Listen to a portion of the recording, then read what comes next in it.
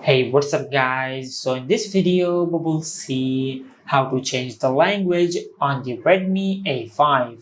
Now to do that, just open the settings app on your smartphone, then scroll down and tap on system. From here, just tap on languages. Now just tap on system languages. Now from here, just tap on add a language. Now from here, just select any language you want to add, just like that.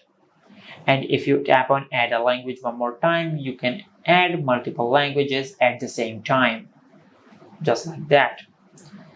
Now to make any language your default language, just drag the language from these bars to the top.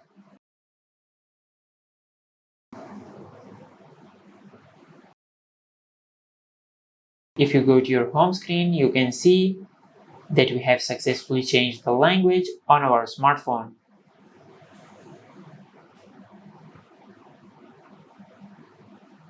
Just like that.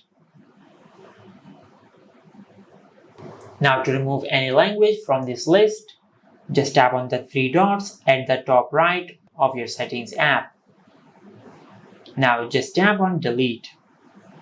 Now from here, just select the languages you want to remove and tap on delete. Now from here, just tap on delete. From here, just tap on change.